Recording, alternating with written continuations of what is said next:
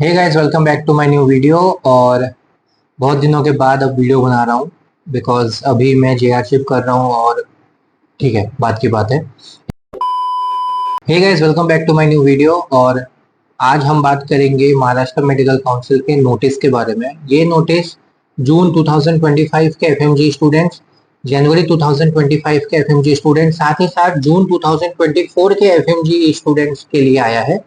अभी जनवरी वाला जो है और जून 2024 वाला जो एफएमजी है, जिनका अभी चल रहा है ऑलरेडी इंटर्नशिप, उन लोगों को मेल आया है। और उस मेल में मैं आप लोगों को दिखा देता हूँ। ये देखिए, ये मेल आया है जिसमें कहा गया है कि आप लोगों को वापस से जो है, आप लोगों को आरएमपी लॉगिन करके डॉक्टर्स प्रोफाइल में कुछ ऐसे चेंजेस हैं जिनको करना है, कुछ चीजें हैं जिनको और ऐड करना है। ओके, तो अभी हम लोग वही सब देखेंगे, क्या क्या प्रोसेस है, क्या नहीं, और कैसे कैसे क्या कुछ करना है, उन सब चीजों के बारे में देखते हैं। So let's get started.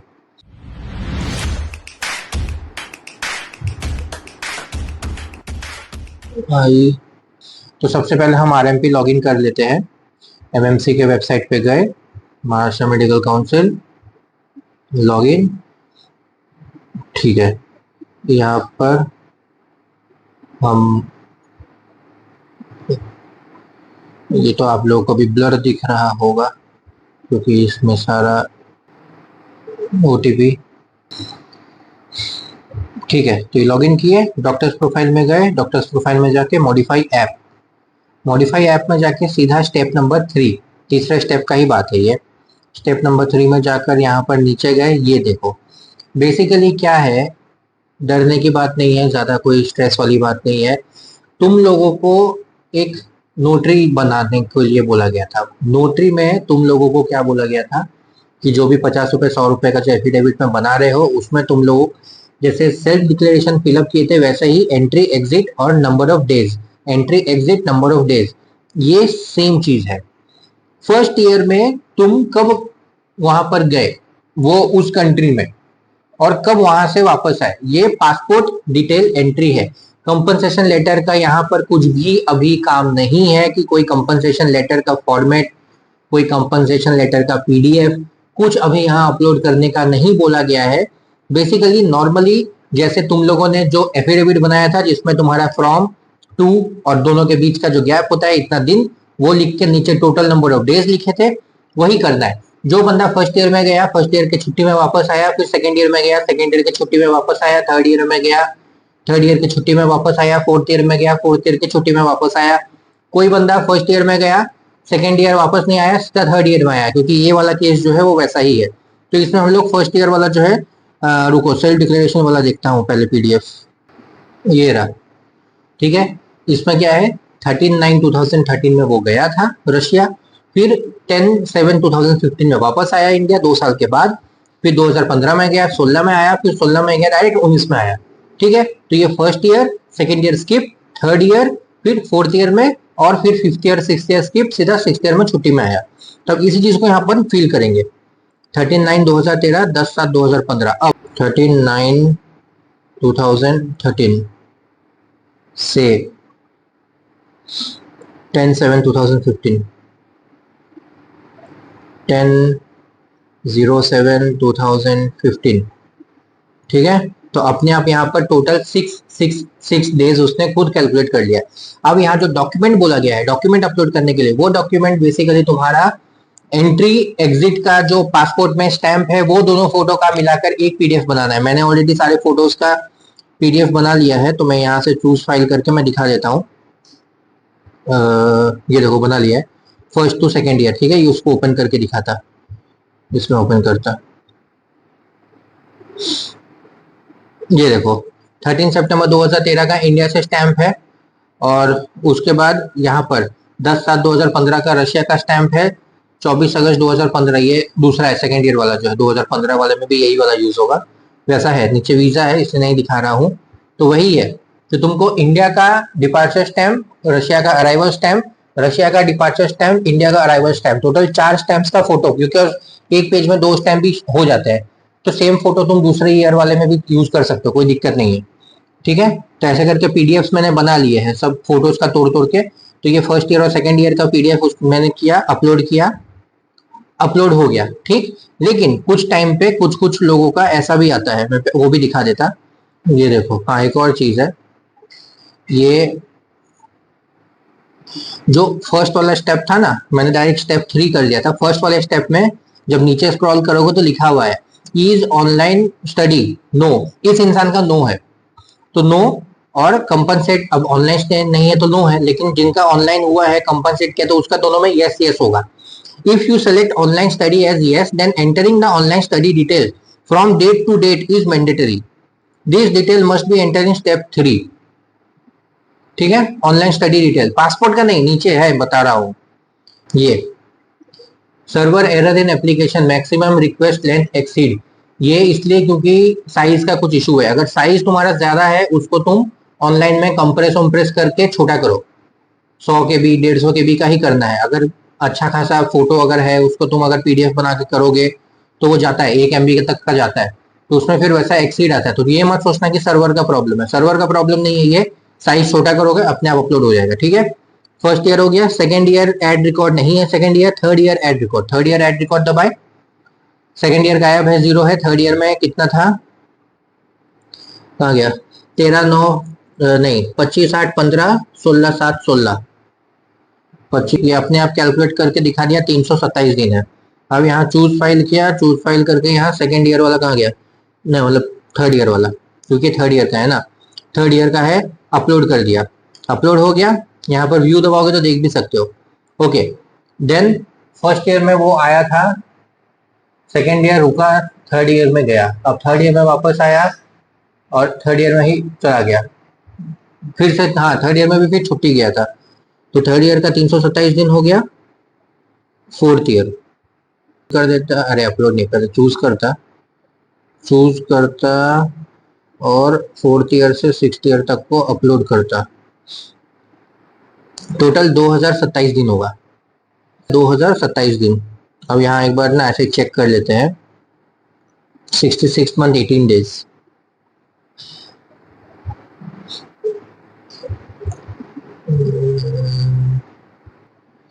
दो हजार 226 दिन, 2227, हाँ तो 2226 पॉइंट समथिंग समथिंग है ना, 2026.83, तो वही है 2027 दिन। चलो ठीक है, ये हो गया कंफर्म। अब save passport data, save successful, मतलब मैंने पासपोर्ट का डाटा जो है, मैंने अपना एंट्री एग्जिट का फोटोज को प्रूव करने के लिए कि भाई मैं 13 तारीख को वहां गया था और 10 तारीख को वहां से आया, उसका मैंने यहाँ प्रूफ दिखा दिया। अब नीचे देखो, ये वाला है ऑनलाइन स्टडी का, इस इंसान का तो नो है, इसका टेंशन नहीं, इसका कुछ फिलअप नहीं करना है। बट तुम लोगों के लिए 2 बार लोगों का हुआ है, पहला कोविड, दूसरा वॉर। बहुत लोग कोविड में आए इंडिया, 1 साल का ऑनलाइन किया, फिर गए, फिर 6 महीना 8 महीना 9 महीना करके फिर वापस वॉर के लिए 3 महीने के लिए आए। उन लोगों के पास कंपनसेशन लेटर है, कंपनसेशन लेटर में डेट्स वेट्स कुछ नहीं लिखा हुआ है, सीधा लिखा हुआ है he has successfully compensated all the missed classes which he has missed during Covid war, जो भी लिखा हुआ है। अब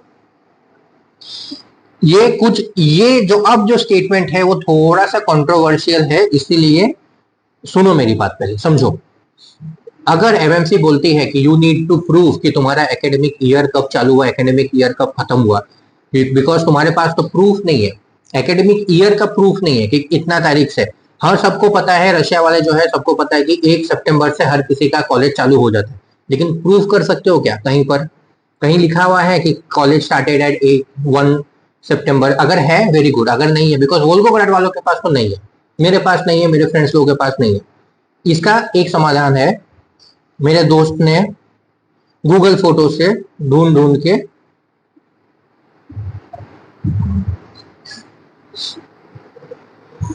ये मिला था,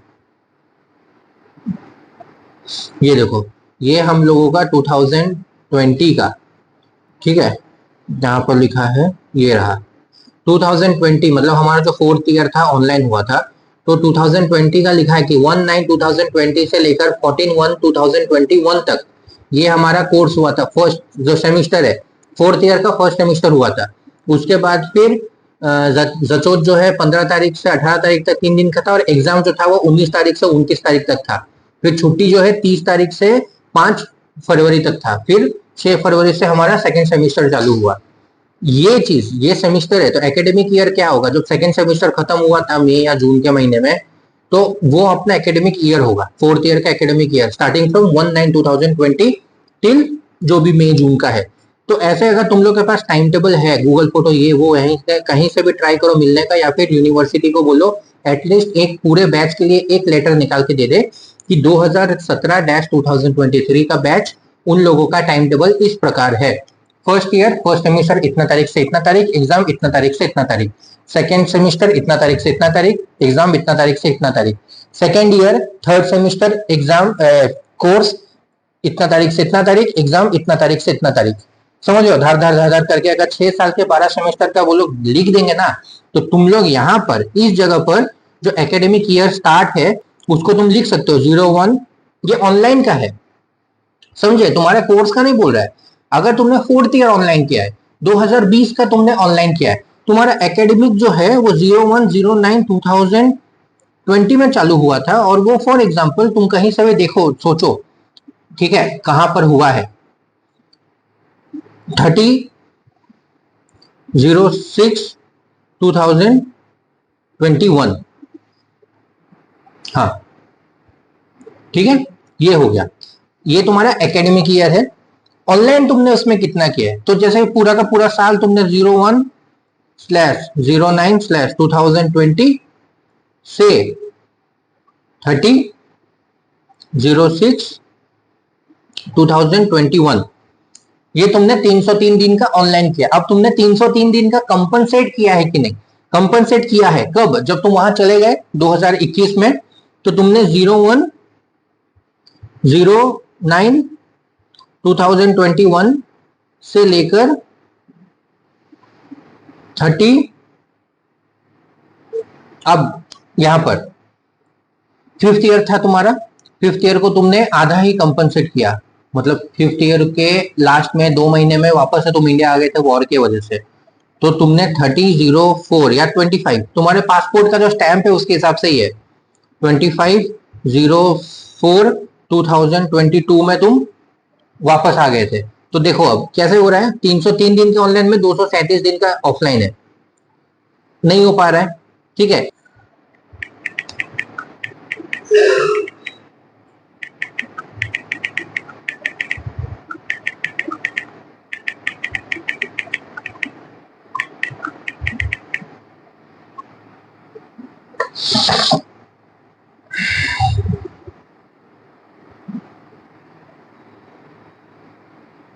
तो इस केस में जहां पर कंपनसेशन लेटर बोला जा रहा है जबकि इस इंसान ने ऑनलाइन किया ही नहीं है, उस केस में हम लोग यहाँ पर कोर्स कंप्लीशन सर्टिफिकेट जो भी होता है कि he has completely done this 6 साल का,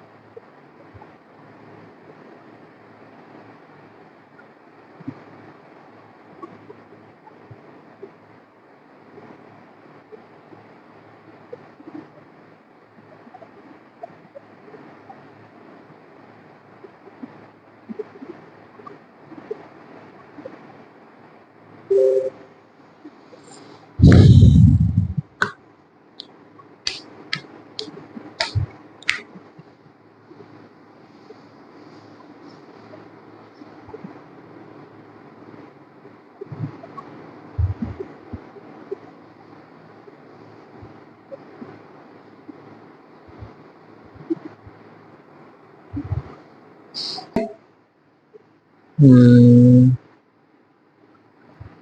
उसके बाद जो फोर्थ वाला है, फोर्थ वाले में यहाँ कंपनसेशन लेटर अपलोड करने के लिए बोला गया है। ठीक है, कुछ लोगों के पास जो इस इंसान का जैसे कंपनसेशन लेटर इसका है ही नहीं, इसने ऑनलाइन किया ही नहीं, तो कंपनसेट किस बात का करेगा। तो इसमें नॉर्मल वाइट पीडीएफ अपलोड कर दो, बिकॉज उसने स्टार्टिंग में ही स्टेप वन में नो नो कर दिया है। यहाँ पर अनटिल एंड अनलेस वो अपलोड नहीं करता, यहाँ नहीं हो रहा है। देखो कंपनसेशन लेटर यहाँ स्टेप वन में गए, स्टेप वन में यहाँ देख सकते हो, has the candidate compensated for online mode of through portal, no. Is online study, no. यहाँ नो नो है, एडिट किया, ये रहा, यस या नो है ना, नो है इसका, नहीं, ऑनलाइन उसने किया ही नहीं है। ठीक है, लेकिन जिनके पास भी कंपनसेशन लेटर है, अभी देखो बात ये है कि कंपनसेशन लेटर में जिसके पास डेट्स नहीं है वो लोग कुछ नहीं कर सकते। यूनिवर्सिटी को बोलोगे भी तो यूनिवर्सिटी जो कंपनसेशन लेटर देगी वो वैलिड नहीं होगा। कंपनसेशन लेटर वैलिड तभी है जब तुम एफएमजी एग्जाम जो है, जो भी एफएमजी एग्जाम दे रहे हो, उससे पहले का कंपनसेशन लेटर बना हुआ रहे। तुम्हारे पास तुम्हारा कंपनसेशन लेटर है, एनएमसी ऐसे भी तुम्हारे इस लेटर के भरोसे नहीं बैठती है, वो यूनिवर्सिटी और एम्बेसी दोनों को मेल करती है, हर एक स्टूडेंट की यूनिवर्सिटी को मेल करती है, हर एक स्टूडेंट जिस भी कंट्री में पढ़ा है उस एम्बेसी को मेल करती है, एम्बेसी से भी जाता है कॉलेज को मेल, कॉलेज एम्बेसी को और साथ ही साथ महाराष्ट्र मेडिकल काउंसिल दोनों को रिप्लाई भेजती है कि हाँ ये कंपनसेशन लेटर जो है सही है, वैलिड है, ये डिग्री वैलिड है और ये हमने ही दिया है। यूनिवर्सिटी से कंफर्मेशन मिलता है, यूनिवर्सिटी का जो भी फॉरेन डिपार्टमेंट है, ये एम्बेसी को जाता है, फिर एम्बेसी वहां से फिर एमएमसी को भेजती है और डायरेक्टली भी जाता है कॉलेज से एमएमसी को, एमएमसी को एम्बेसी और कॉलेज दोनों से रिप्लाई आता है, दोनों में सेम चीज लिखा होना चाहिए, जो एम्बेसी भी बोल रही है कि हाँ, कॉलेज भी बोल रही है हाँ, दोनों जब आएगा उसके बाद ही एमएमसी तुम्हारे लिए जो परमानेंट रजिस्ट्रेशन उसको बनाती है, इसलिए पूरा साल लगता है। ये करोगे तो इसमें क्या दिख रहा है, एनओसी दिख रहा है, 150 केबी का होना चाहिए,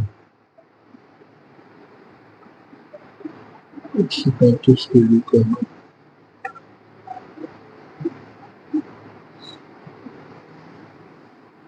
इसका जैसे ये है कि 2013, 14, 14, 15 सीजन है, 2019 के जून में जब ये बंदा आ चुका है ऑलरेडी, तो किस हिसाब से उसका कोविड, किस हिसाब से 2019 के दिसंबर से या नवंबर से तो एक्चुअल कोविड चालू हुआ। ठीक है, ये 2019 में आ गया था ऑलरेडी जून में, तो इसका तो कुछ बनता ही नहीं है कोविड या ऑनलाइन ऑफलाइन, बट ठीक है, अब इसको हम लोग अपलोड कर देते हैं। ये वाला अपलोड, ठीक है, document uploaded successfully, application saved successful, okay. ठीक है, अब ये डॉक्टर्स प्रोफाइल में गए, मॉडिफाई ऐप में गए, स्टेप 3 में गए, ये देखो तीनों है, व्यू व्यू व्यू, और ये वाला नहीं है। ठीक है, अपने लिए है ही नहीं, हो गया, सेव हो चुका है। स्टेप 1 में गए, स्टेप 1 में कहाँ गया उसका, ये रहा, नो नो, ठीक है। स्टेप 4 में गए, स्टेप 4 में कंपल्सरी टिक मार्क हो गया है यहाँ पर, ठीक, चलो इनका हो गया, होम लॉग आउट, ठीक है। तो बस यही था, डरने की बात नहीं है, हो जाएगा, चिल मारो, इजी है। बस आज के वीडियो के लिए इतना ही, एंड जाओ थोड़ा पता करो, नंबर नंबर लगाओ जूनियर्स को कहीं पर भी, कॉलेज वॉलेज में, एटलीस्ट ये लेटर निकलवा लो या फिर अपना टाइम टेबल का जुगाड़ करो, ताकि तुमको एकेडमिक ईयर का पता चले, दैट्स इट। बाकी सब सही है, बाकी सब ठीक है, बाकी सब नॉर्मल है, ओके। चलो bye bye, good night, take care.